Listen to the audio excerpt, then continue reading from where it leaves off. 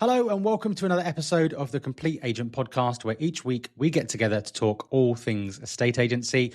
My name is James Kendall, and you'll be pleased to learn I'm no longer joined by Ian or Dave this week. They are still with us. They will be back at some point, but it's going to be another rip-roaring success.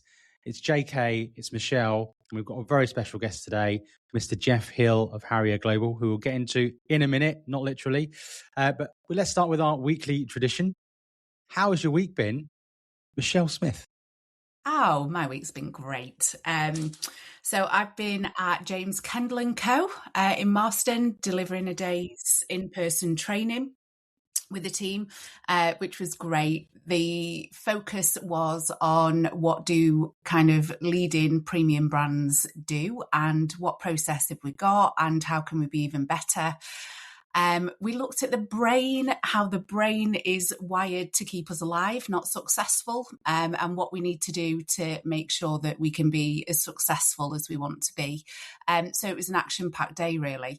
That was great. The train on either side was an absolute disgrace. Honestly, I just, how we function as a country with that train system is unreal. Every single one, late, delayed, cancelled.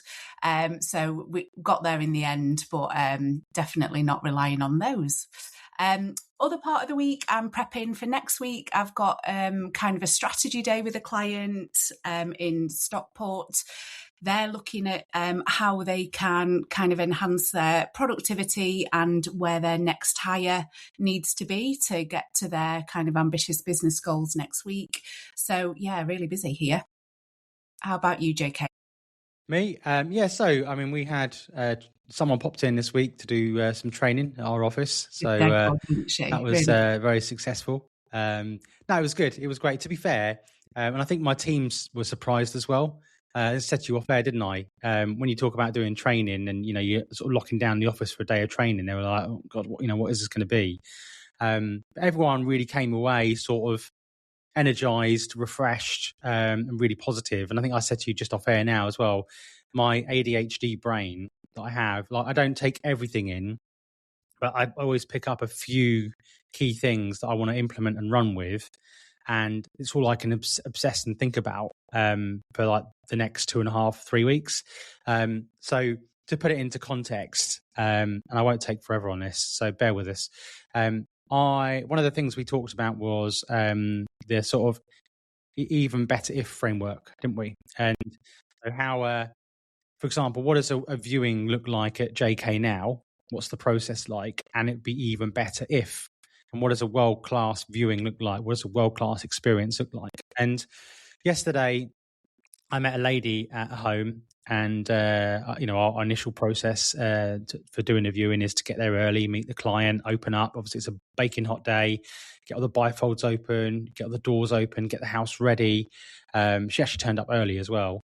Anyway, so a lady turns up with her sister, and we're chatting away, and said, I understand from the notes that you're looking to downsize and move area and get into this village and be near your family. What's bringing you over this way? And she said, my husband, unfortunately, has lost his sight. So I said, that's terrible. Like, really sorry to hear that. So we're looking around, I'm trying to give her I never do this is the kitchen, this is the lounge. I'm very much conversational, asking questions. How does it feel? What would you use this area for?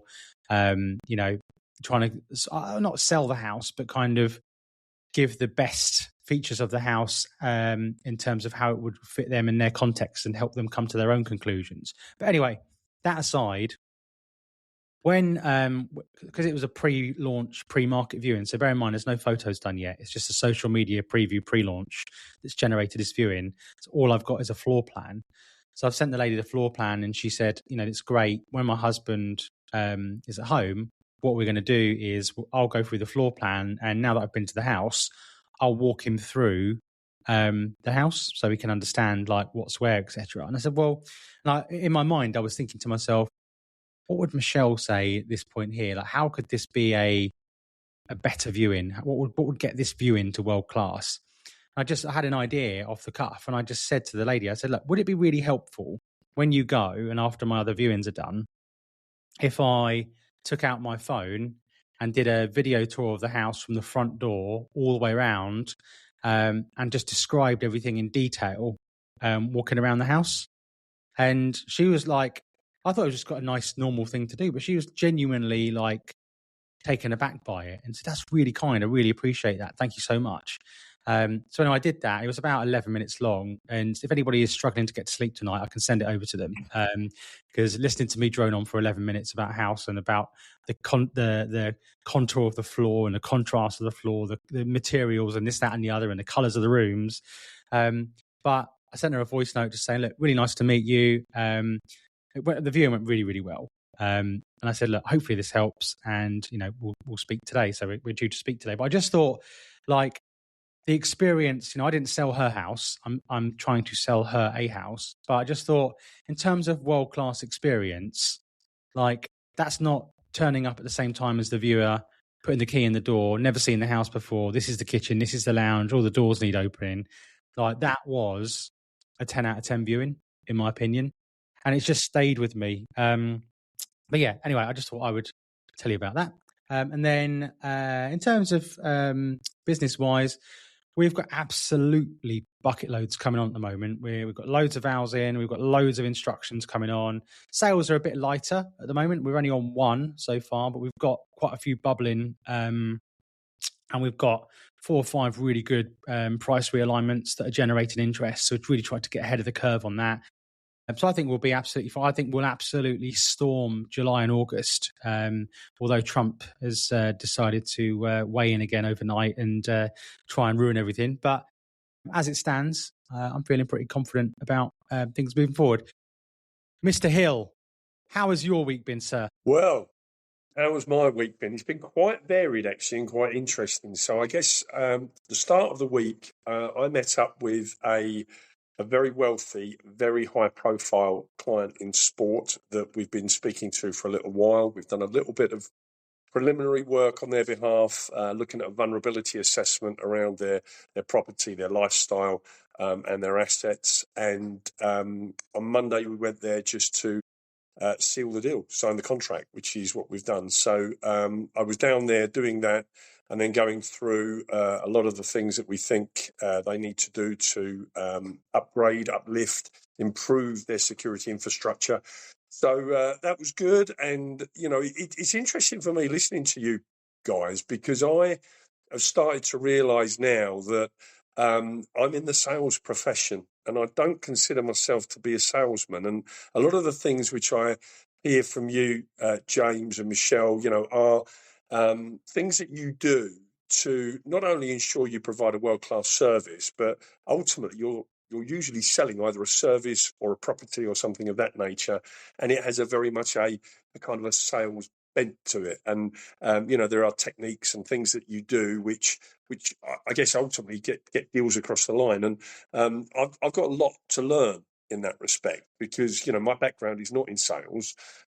We provide a brilliant, relatively, in fact, wholly unique service to a higher wealth bracket. And I've always taken the view that, what we do kind of sells itself. And I probably need to be a little bit better at how I engage people and understand the points in that engagement and that conversation where actually this is a really important part. This is something I now need to grip and use to convert. Anyway, I reflect on that solely because I was with that client at the beginning of the week.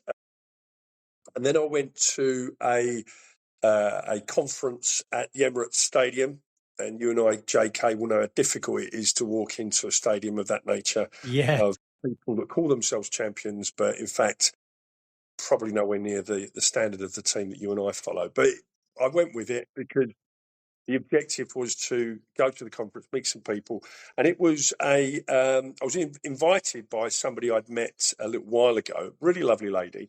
And she is very influential in the international jewellery wholesale market. And it was a conference that was really, I guess, there to bring a lot of Indian manufacturers and wholesalers of jewellers to the notice of retailers and wholesale purchasers in the UK.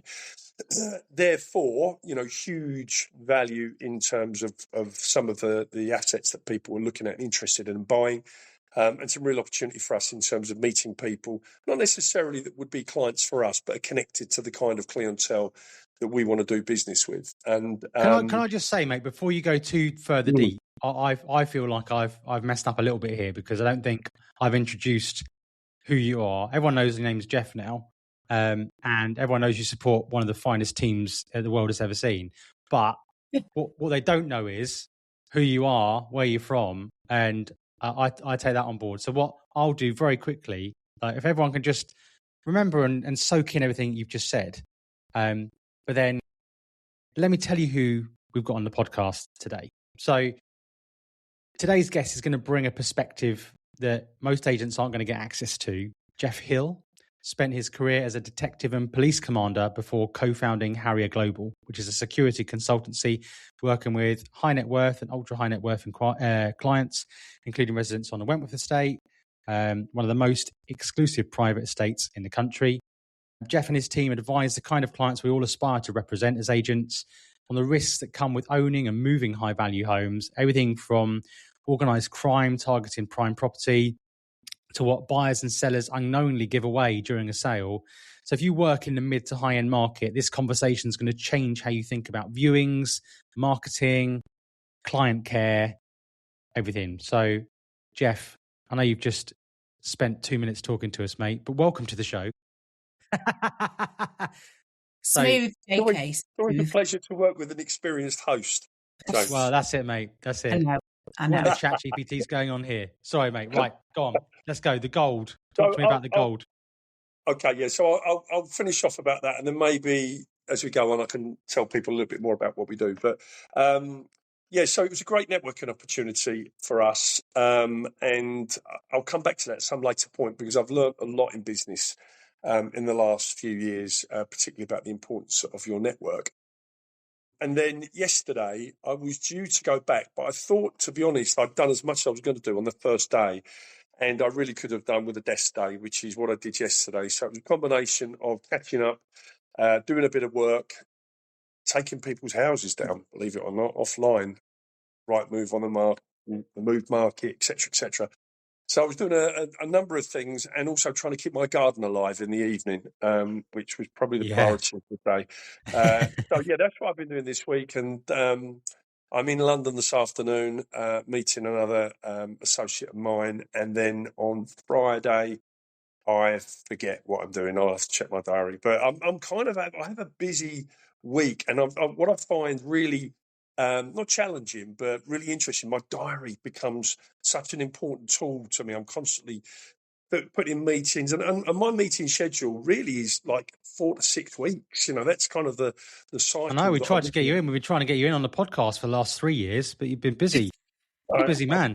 I think that was you, JK. I asked him and he came straight on. Yeah, it was, true. In fact, it was the invite from Michelle which got it across the line. Oh, there you go. Yeah, so that's my week, and it's been good. Yeah, it's been a good week. So I've got some good questions to kind of deep dive in, because, you know, there's a lot for us to kind of get through, but I'm keen to kind of, I suppose, add value. Now, obviously, a lot of the TCA members, they do listen to this podcast, but they've had the benefit of you speak at one of our mastermind events, engage, ask questions, and people really came away, because you were a bit of a left field guest at the time, you know, because normally those sort of mastermind events you've got, you know, up until Michelle really joined us, we were going through similar, and estate agency is sometimes repeating the same things and refreshing ideas. But I just think, you know, having you come in, and the feedback we got in the room that day was brilliant. Like, people said, it was so interesting to see, you know, a different side of things and the value add opportunity to clients, and really becoming that trusted advisor that we always talk about in TCA. And it's just adding that extra string to your bow. So you spent your career in policing before moving into private security. What did you see as a detective that made you realise wealthy homeowners were so exposed? I guess really that my career was spent in the main dealing with sophisticated, organised and complex criminality. And when I retired, there was a colleague of mine, and we spoke about getting into business together and using the skills that we had in policing. And of course, I could have applied for and hopefully would have secured a role in London for a massive salary and whatnot. A lot of my colleagues have done that, and that suits them, but it was never going to suit me. It's not something I wanted to do. I wanted to work for myself. I wanted to do something that interested me. So what we decided to do was to use our combined 65 years experience in dealing with the most sophisticated criminals in the private sector. Now, the fact of the matter is that sophisticated criminality, those individuals, they don't target Middle England, they target the wealthy. So we were always going to be working with high and ultra high net worth individuals. And what makes these individuals entirely different is the level of skill, capability and motivation that they have. And the fact of the matter is that we see routinely that the wealthy, because they don't appreciate who they're looking to protect themselves against, they go to the marketplace ill-informed, and they select one or two measures that they think is likely to keep or are likely to keep them safe. And they don't appreciate that technology, which is in the main what people go for, security personnel, is just not enough. And criminals are much better than that. CCTV does not put them off, not at this bracket. So it really is about ensuring that you've got a layered, blended infrastructure that really does work with your lifestyle and keeps you safe, because criminals see the gaps, which is what we do. And we often refer to criminals at this level and the way they operate like pouring a bucket of water over uneven ground. They'll find a route through, and they find the route through by understanding and exploiting vulnerability.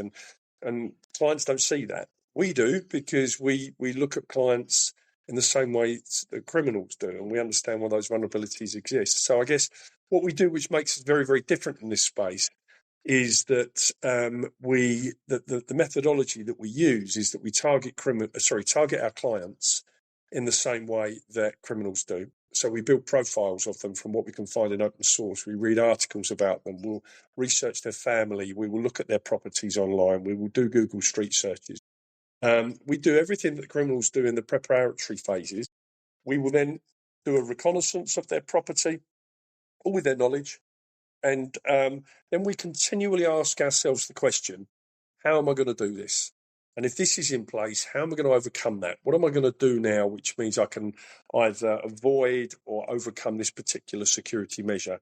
And therefore, what's next? And it's all about a series of safety nets.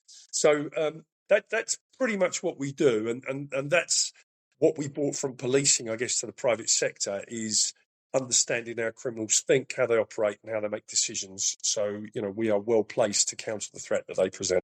So here's a question then. So who is a typical Harrier Global client, and what are they most worried about? Great question. Well, firstly, they're wealthy, high or ultra high net worth. They will live in affluent areas. Often they'll have properties abroad. They'll have the trappings of wealth, nice cars, jewellery, holidays, great lifestyles. In the main, our client base started out with high net worth, low profile individuals, people who have made their money through their business and their intellect.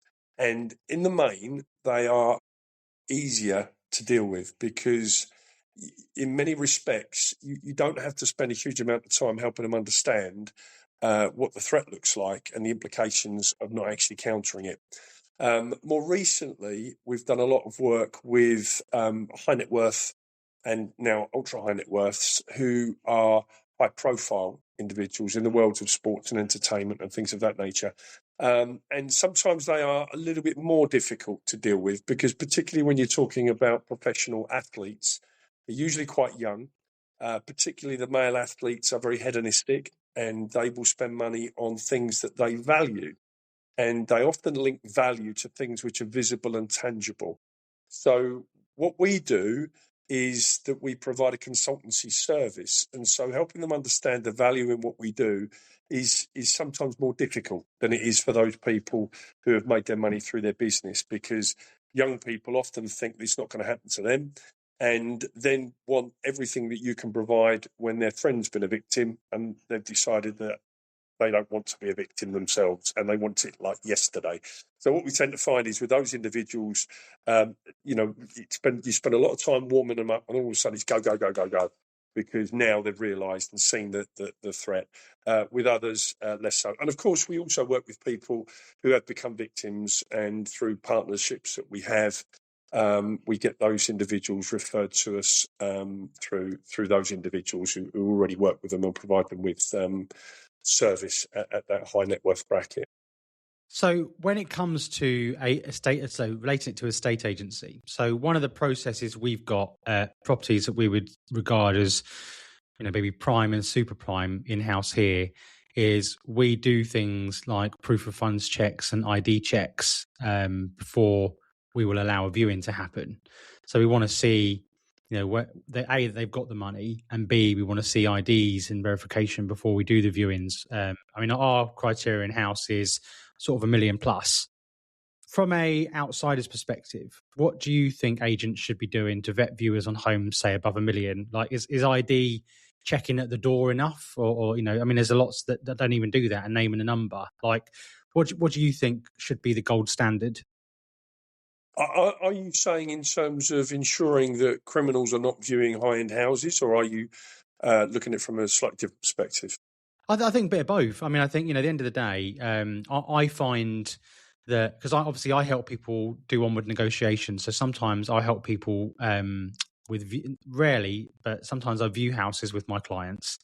And when I'm sat next to them and they're booking a viewing, I'm always amazed at how scant the detail is with the other agent. So, for example, we'll sit there and they might go, right, oh, hi, my name's Jeff. I'm interested in viewing this house on, I don't know, Acacia Lane. It's 1.5 million. Can we come and see it? The agent says, yeah, no problem. What time do you want to come? Yeah, Saturday, 1 o'clock. Brilliant. Okay, just take your phone number. Yeah, great, brilliant. All right, I'll see you then. Now, if I was a mastermind criminal, that would be perfect for me, because Absolutely. I could give a burner phone, turn up to do a viewing, or send somebody else to do a viewing with a burner number.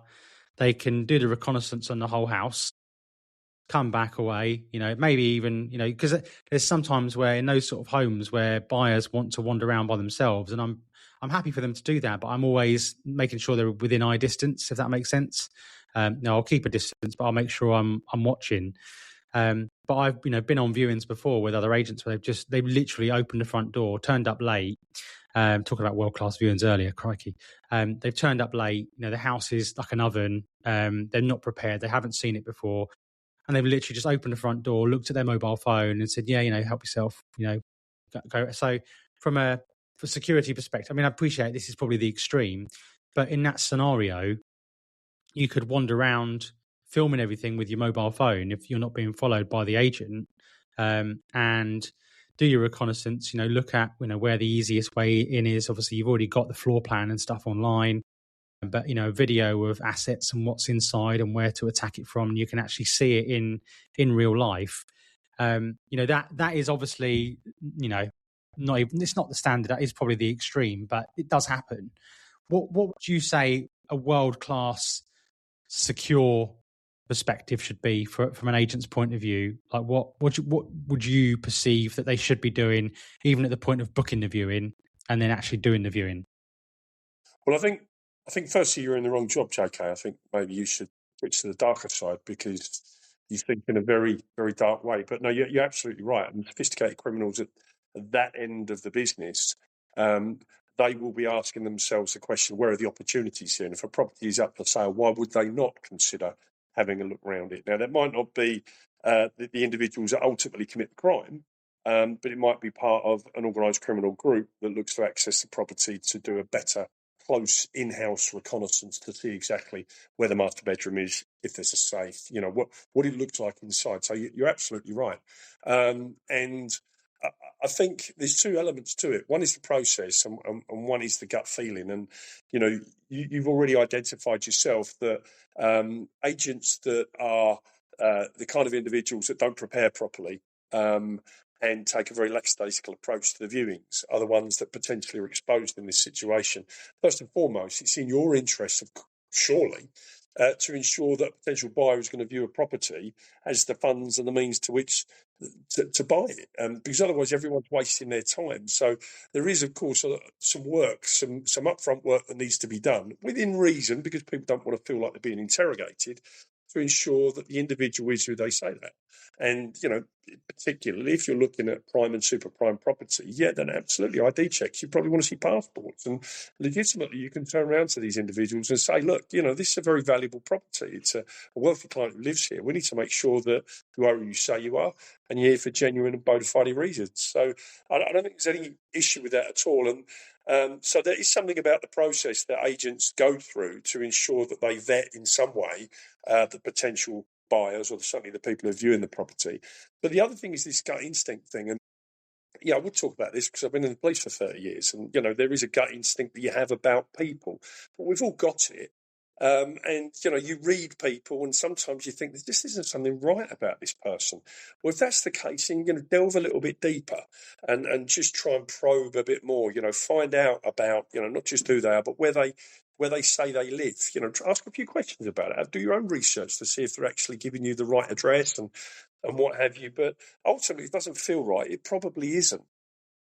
And, if you are a quality agent, I am sure that people who are buying a property through you will understand that you're representing the interests of your client, the vendor, and you want to ensure that the people going round are there for legitimate purposes. So absolutely, the issues you've raised there are bang on, and agents should be doing that.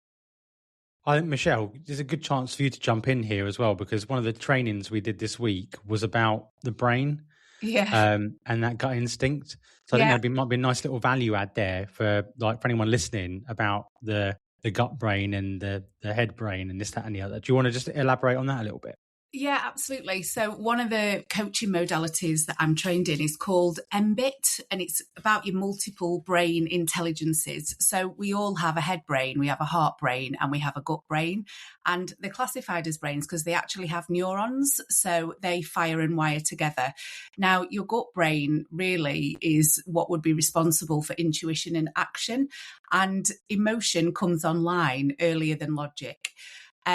What tends to happen, and the reason why I put this in a lot of training, is we get really embedded in a process. So it becomes habitual. So, the process that we have at X Agent is we do X, Y, and Z. Now, when you're just operating from that logical process, you can take your intuition offline. And I think it's one of our most valued resources in relationship building, in business. So, I'm like nodding away, Jeff, when you're saying, you've got to listen to your intuition. If something feels off, generally you're right. So that's when, you need to go in deeper and investigate further. We had an instance actually at an estate agency where we had somebody who wanted to view 1.5 mil house, gave his address. It fell off. When we checked, his address was like not a great property, miles and miles away. So when you looked at kind of what value that property would be, it was probably under 100 grand. So that doesn't mean that that person can't afford the 1.5 million pound house. But what it does mean is we need more questions. There needs to be, more things asked and unearthed to really understand, the process and what's happening. So, I think intuition is absolutely key. I was just going to say a couple of things on just a deep dive, not really a question as such, but I think it's a statement that is fairly obvious. Is obviously we use professional photography, video tours, drone footage, all to sell houses. There's obviously a line between great marketing and the burglar's shopping list, because you see some houses where I've certainly seen them online before, and somebody's got a picture of, like, let's say the principal bedroom or the suite or whatever, and on the side of the bed cabinet, they've got, like one of those watch things in there with that kind of winds all the watches up. I've got an Apple Watch. I'm not posh enough to have a Rolex. I don't see the point in this country, to be fair. We could probably dive down that later on. But I've seen that, and I've thought to myself, like, as the agent, surely you look at that and go, you're just asking someone to have a go. not even in the house, like, and have a go at nicking them in the house. But you've also said, right, the person that lives at that house has got an expensive watch collection. And even if I don't get them in the house, there's a good chance when they pull off the drive, we can follow them to work and take them off the road and take it off their wrist. And I know you say, like you say, Jeff, I think in quite a dark way, but I always think I think it's probably being around you guys, because as I say, the majority of my friends are either police officers or ex-police officers. And, I think I am now kind of everything I'm thinking, like I'm always thinking, how do I protect my client? How do I protect myself? Based on the knowledge that I'm lucky enough to have gained from being around you guys. So have you, here's a question in itself, Jeff. Have you ever seen any cases where a property transaction itself was the route in? So, has someone impersonated someone, like any diverted deposits or criminals posing as buyers? I think there was quite a high profile case, wasn't there, in Surrey some time ago? I think it was in the news. But is there anything you can think of that comes to mind that would really add value to agents and really get them thinking about how they can protect their clients? Yeah, absolutely. I can't give you any specifics, but I would be absolutely sure that individuals or properties that have been victims of, or individuals in property have been victims of burglary or robbery, either at the time of or shortly after a transaction, a sale, I'm sure there are examples of where individuals potentially have been able to secure access to that property as a buyer at some point. I'm sure they would have thought about that and have done it, albeit I can't give you any specifics. What I can say, though, is that agents must recognise that with prime and super prime properties, the process of sale, because of the very nature of what you're trying to achieve, will give criminals an advantage, because immediately what you're doing, you're posting all over the internet imagery of the inside of the property. Now, if it's a very, very affluent property, what better for me to assist my planning than have you gift me photographs of the inside of the property and the outside of the property? Now, I don't see that there is a way around that. I really don't. But what I do think is really important is that clients who are selling their properties understand that that is a period of time in their life where they become maybe more vulnerable, because actually they're putting out for the world to see everything about their property. I think there is something in that process about advising clients, make sure that the security that you do have here is properly functional, and your technology is set when you're away from the house and things like that. Of course, you don't want to be scaring clients or causing them anxiety around the sale of the property. Completely the opposite. You want it to be a very seamless and an easy process and transaction. But there are vulnerabilities there. I can give you, albeit I won't name them because some of them are high profile, I can give you examples of where clients have been subject to burglary when their houses have been advertised for sale. And I do know, and there was a recent case where it was flagged up, but we've been doing it for some considerable time, where legacy details left online by agents or archived by all of the online platforms have given criminals the advantage, and they have mined that and used that information to target the property. Now, what I would say in more general terms, and this is really about individuals that purchase prime and super prime property, is that a lot of purchasers make the mistake of perceiving or believing that the security that a property has when you buy it is adequate for your needs because it was adequate for the person who was there before. And that is not always the case. And in fact, is often not the case. What we also find as well with developers, no criticism of them, they're in business, they put in what we call show security. So it will look like you've got cameras and you've got an alarm panel, everything else, but you have some real limitations around what they put in. It's usually very, very basic entry-level kit, and security is not all about technology. It's about a range of other things which they completely ignore. So we say to people, the whole process of moving house, that's the time to get your security reviewed. You've just moved in, or you're moving to another property. That's the point at which you should get a proper audit done of your security, your requirements, and see where the gaps actually are, and make some judgments as to whether you want to fill them or not. But yeah, I think, coming back specifically to that question, there is absolutely no doubt that the sale of a property elevates the vulnerability of either the occupiers that are selling it or the people that buy it subsequently, for sure. Can I ask you a question on the back of that? So what would you say is the most common security mistake you see in a multi-million-pound home? Is it technology or is it habits? It's a combination of both, and both cause a problem.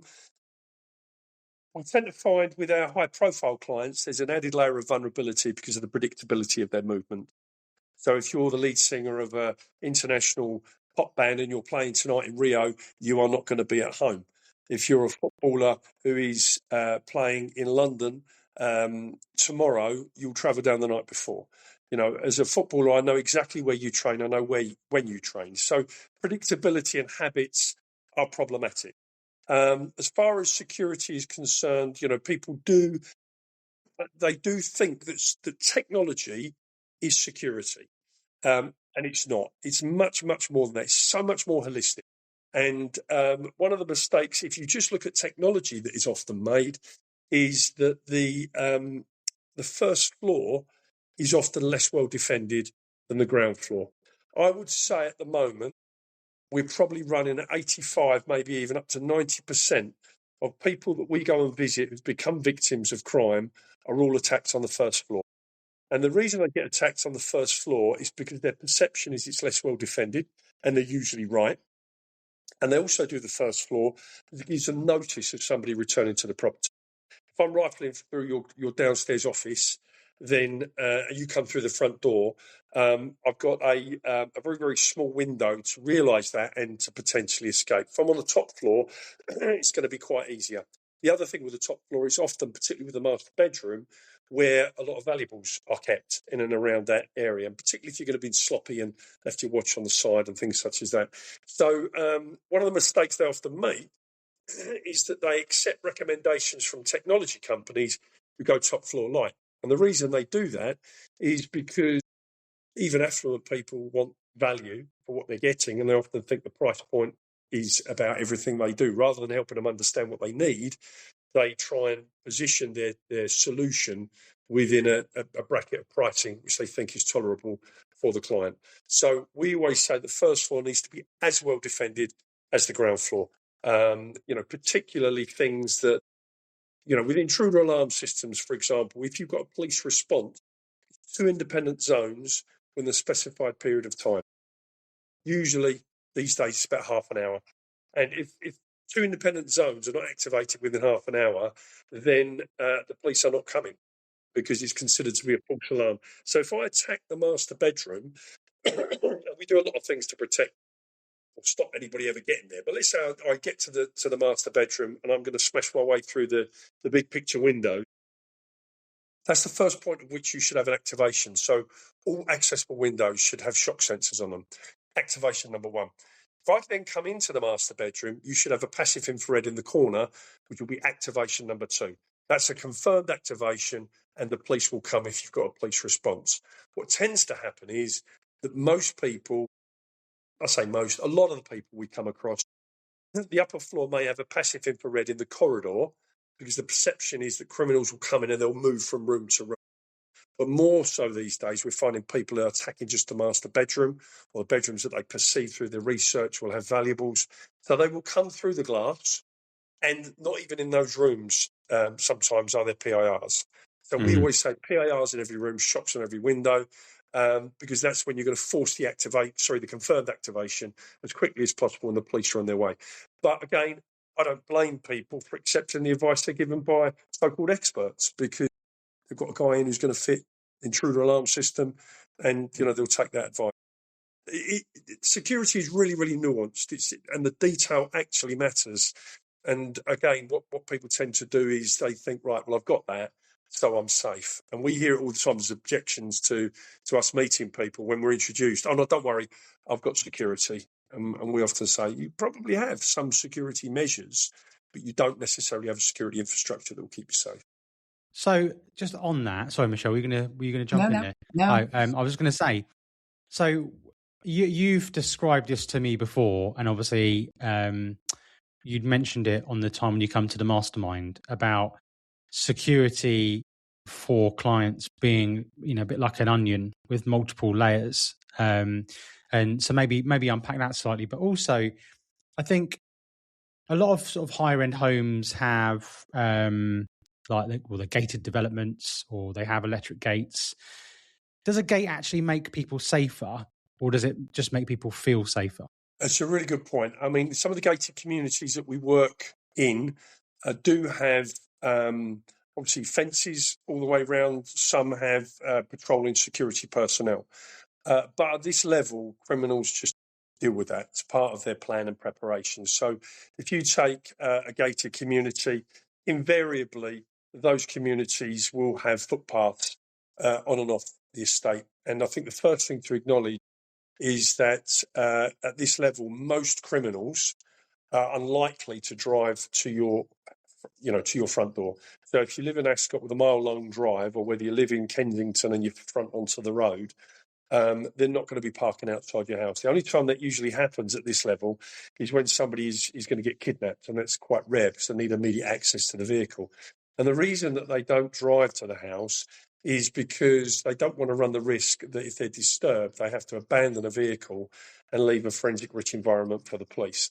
So once you understand and know that, then you actually start to ask yourself, well, what value do gated communities add in terms of the security? And yes, they act as a deterrent for volume crime. And this is something, the conversation we often have with people. Volume criminals are not targeting the wealthy because their perception is they have a level of security which is beyond their capabilities. But serious criminals are, and they are not put off by things like gates and security patrols. We work with some Premier League football players, and some Premier League football clubs provide patrols for their players to go around their houses. Well, the first thing I would say is the opposition know this, and they'll wait for it to arrive, and they'll wait for it to go, and they'll know they've got at least another hour and a half before it comes back. And arguably, potentially, if they're turned on, and they should be, they may well just loop on behind the car and follow it around and find out where every player in the first team squad lives, because they know how it works. So I think there is something about security patrols and gates that do deter some calibre of criminal, not the higher end. They give a sense of reassurance, and that is important.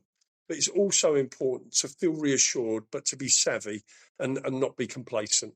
The last thing I'd say about gates, which is quite interesting, I mentioned there about vehicles turning up, or when criminals drive vehicles to your house, they're not going to park near your property. So we then ask ourselves the question, well, what about security gates? People talk about security gates at their house. Well, if people are not going to drive to your house, why do they provide security? Well, they're there for two reasons. The first is if you don't have them, I'll walk up your drive. And the second reason is they're there to present a barrier should I come specifically to steal one of your vehicles. So if I want your Lambo or your Ferrari, and there are criminals that just specialise in vehicles, then your gates are there to present a barrier to me taking that vehicle. Well, then ask yourself the question, why are they always set up that you need security to go through them? But when you drive out from your house, you drive up to the gates and they just open. So, again, it's a bit of detail. It's understanding why they're there, why they should work, and actually you're just defeating the object. So they have to be set up in a slightly different way. So it really is about just thinking through practicalities and what's going to happen in the real world, what will criminals do, and how do you counter the threat they present by interfering with their process. So there's something I want to come back to in a minute, which is where we talked about the clients that you represent, and you mentioned really early in the conversation about networking. So I just want to park that for a second, because I just want to kind of cap off the security side before we just dive in really quickly into the networking and business side of things. How much do you think an agent should know about a client's security arrangements? And also, how do you have that conversation with them without alarming them? I think agents should have a really, really good understanding of the security of the property that they're selling.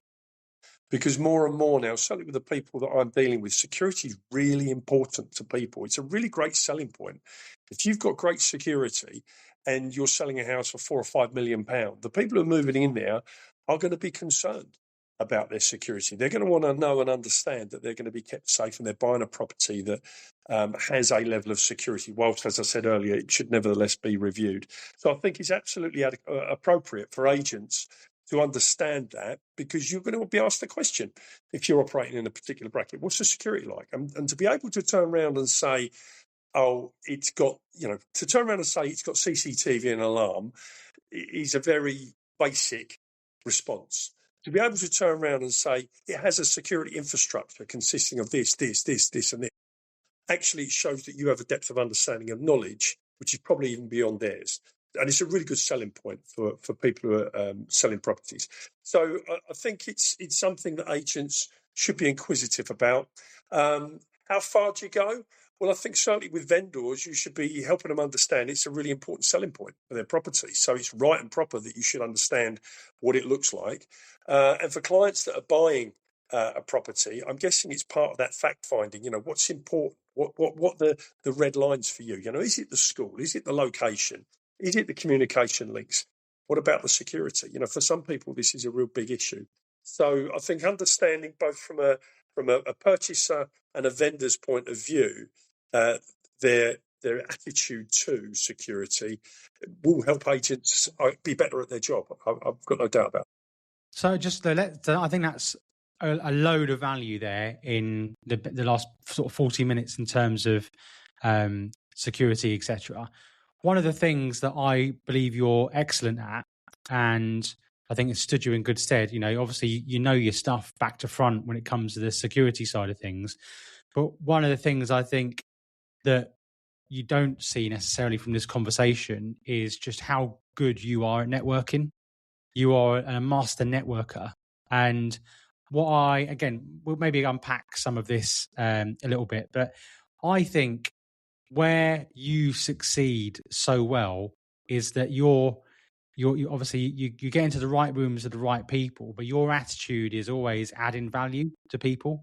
How can I add value to this relationship, regardless of whether it's a conversation you've just struck? I mean, we went to that rooftop event in London that time, where we met. I mean, there was a load of ex-Premier League players there, and we were socialising with business people and this, that, and the other. But one thing I picked up on some of the conversations that we were kind of in together with some of the people that you met was that, you kind of get a little bit about them, you find a bit of common ground in terms of what they're into, this, that, and the other. And then it's always, how do I add value to this new relationship? And then, make a connection. So for me, I'm massive on LinkedIn in terms of, like, I don't want to say massive on LinkedIn as in like I'm a celebrity, but I mean, I'm massively all in on LinkedIn and connecting with people.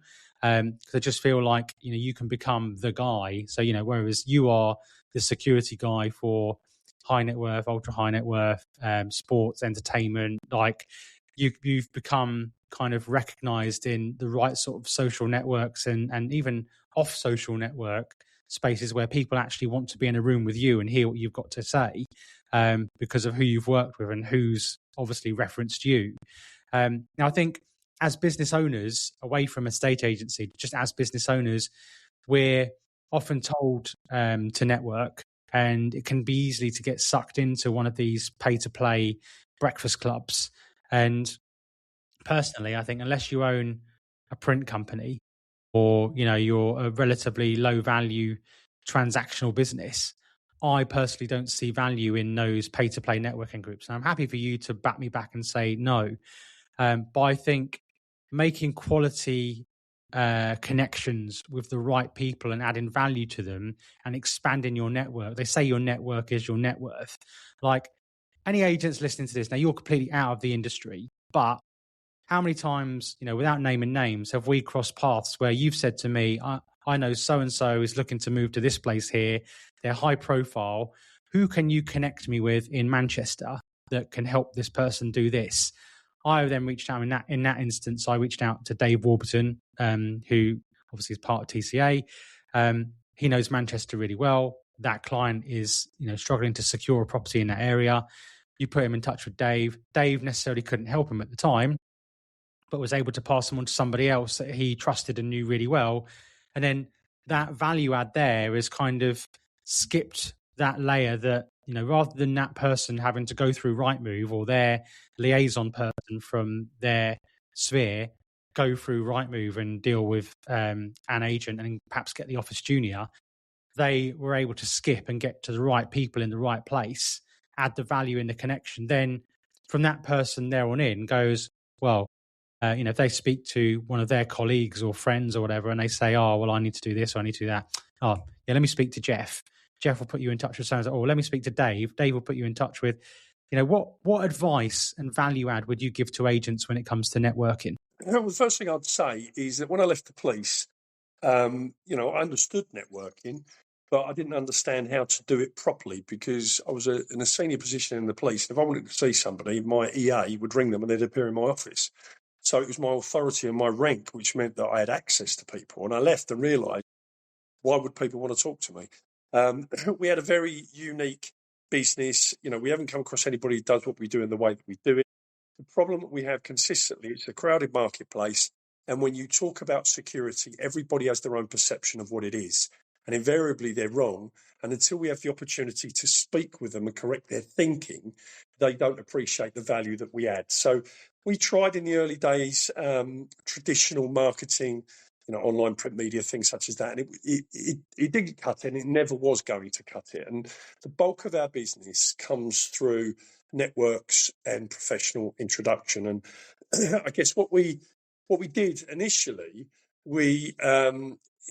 there were people, we made a couple of errors of judgment because there were people in certain industries and environments which obviously had a very, very clear link with what we do.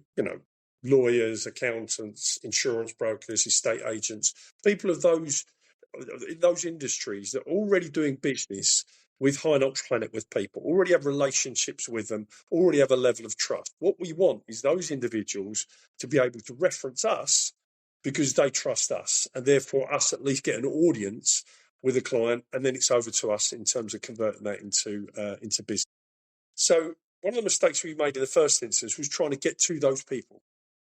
And if somebody contacts, I'm not quite like that, if I'm honest, because I've been there and I'm more generous with my time. But if you're a busy person and somebody you don't know from an industry you don't feel is connected to you wants to somehow secure a meeting with you, you're simply just not going to get it. So the first thing that I would say is don't set yourself, completely lock in on the prize. Step down a layer or two. And we learnt this through all the work we did over the years in undercover policing and things like that. Never target the boss of the crime family, always target the courier or someone like that. Build those relationships so they introduce you through the organisation, and eventually you'll get to meet that person. And ultimately as well, it's not about, hello, James, how you doing? Let me tell you about how amazing my security consultancy is. Can you introduce me to your clients? Obviously. But in a very basic way, that's what people tend to do. So of course you're going to be meeting people and you're meeting them for business, but it really is, and I'm not teaching anybody to suck eggs, everyone knows this, it's relationship first. People have got to like you. If they like you, they'll give you what you want. That's the key. So I spend a huge amount of time really just trying to ensure that when I meet people that actually I'm the best version of myself. We talk about business, obviously, but I want them to leave that meeting thinking, well, he's a top guy. And I want them to go to work for me. If I just tell them what I do and they leave, and I've had it because I've made those mistakes, and people have said, you know what, Jeff, any of my clients ask me about security, you're the guy I'm going to recommend. And I think we're probably never going to have another conversation because your client's not going to turn up and ring you up and go, I know that you do my accounts. I'm just telling you, I've got a real security anxiety. It's just not going to happen. What you want is you want to be in a position where those people love you enough that they can then go away and they think and go, do you know what, that client, I reckon he's just moved to that big house. I reckon he'd be interested in speaking to Jeff, and be proactive and pick the phone up and make the call. And that's what comes with that personal relationship first. So we've done a lot of that. We've targeted the industries where we know people work with the caliber of client that we want to work with. I use LinkedIn entirely differently now. When I first started, my LinkedIn was all about connecting with people. What does that matter? I get their feeds, they get my feeds. I wasn't doing much on LinkedIn. It really wasn't adding value at all. So I started to use LinkedIn slightly differently. Firstly, I started to get a little bit busier on LinkedIn. actually, when people looked at my profile, they could see that I was relevant to the industry and busy. And the second thing was that where I was looking to link in with people, I wouldn't straight away sort of like, bang, can I sell you X? That's not what it's about. But I would often, and still do to some extent, say, look, is there any chance we can meet up for a coffee? 30 minutes of your time. I'd love to know what you do. So that actually I can represent your interests with my clients. And at the same time, I think it'd be really, really useful for you to have an understanding of what I do. Because if we're linked in together, it means nothing unless we understand each other's business.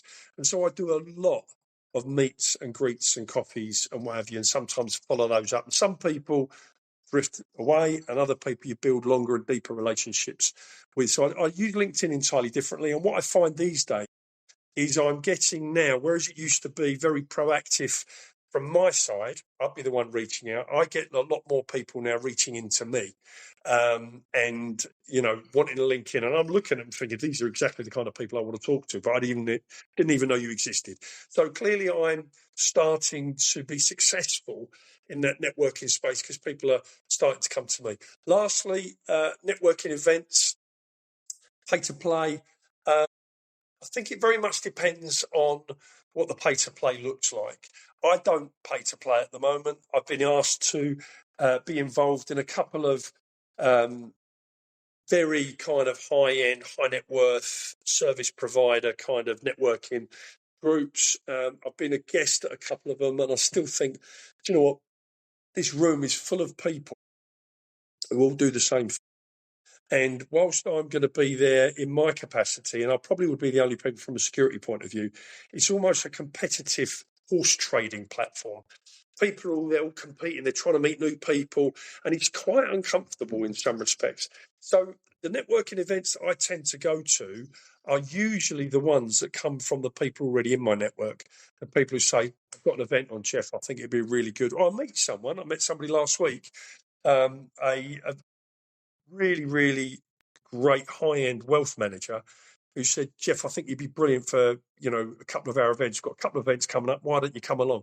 That gives you a great opportunity, not only to enhance and build the relationship you've got with that individual, but you're turning up and they're going to be the person who goes, Jeff, let me introduce you to this person over here and that person. And you get those introductions. But then the other thing to remember as well is that when you go to a networking event, you are at work. They might be social events, but you have to work the room. And that doesn't mean you become intense or you become salesy or anything like that. But, you meet the guy at the bar, you have a couple of drinks, you have a little chat and what have you. And then you just say, look, I need to go and see so-and-so. You try and get the most, you squeeze the juice out of the orange. And that, as I say, but it's a balance. You can't come across as intense. You can't come across as flighty. Oh, I've met you now. I need to meet somebody else. But you do need to appreciate this is an opportunity. Don't just stay at the bar getting pissed with a bloke you've just met because you really think he's a good bloke. You know what I mean? There are other people in that room you haven't met yet who could be even better. So try and get as much out of it as you can. So networking, I guess to summarise, really is the key to our business.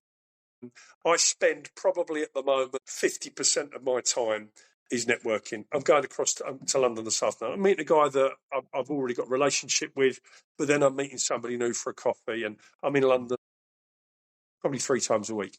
And that's not because all of our business is in London, but a lot of people who provide service to high and ultra high net worths are. We do work up right across the country, and I'm just about to book in a couple of days up in the northwest, and I'll catch up with a number of people I know while I'm up there, and I might get the opportunity to meet a few more. So, networking for me is absolutely. Yeah, perfect. So before we wrap up today, Michelle, is there anything you want to add or ask before we wrap up? No, do you know what? Every time I meet Jeff, and this is why he's so successful at networking and what he does, he's just such an interesting guy. Like, I want to have a drink and then I want you to tell me about all of these things. And don't shatter my illusion. Do you have an earpiece? Do I have an earpiece? I want you to have I see like a 007 earpiece on you, Jeff. I think that you need to have. I used to, years and years ago, I used to run a surveillance team and I had an earpiece then, yeah, but I haven't done for many. No, perfect. Well, look, mate, just before you go, can you just let the people know where they can find you, like where's best to go to if they've got a security concern with a client, or they want to introduce you to someone, or maybe they want to just bend your ear for 5 minutes and say, look, for this client, I think there could be a security concern or a chance to add some value to a client they're going to, where, because I know before for us, and I'm sure you do it for others as well, if they've got a client, have a sort of no obligation chat with them over the phone about their concerns. How do they find you if they're listening to this? Brilliant. Thanks, James. Well, first of all, obviously you guys have got my contact details. So if they remember nothing from this other than to contact you, they'll get to us. Our business is Harrier Global Limited. We do have a website. I am on LinkedIn. I'm also on Instagram. Harrier Global is on Instagram. Albeit I haven't maxed that out maybe as much as I should. I can be emailed at jeff@harrierglobal.com. And that's my Jeff with a J, by the way. You're Jeff with a J. J-double-F. At harrierglobal.com. And for those people that want to contact you, then obviously, or go on the website, you could secure my telephone number if you need to speak to me. And just to reaffirm what you said there, I'm happy to speak to anybody. And I don't just mean clients. I mean people who just want a bit of advice, want to steer. Just give me a call and I'll happily give you my time.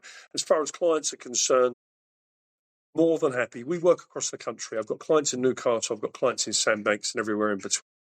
So if you've got a client that has got some concerns, I'm happy to speak to them on the phone.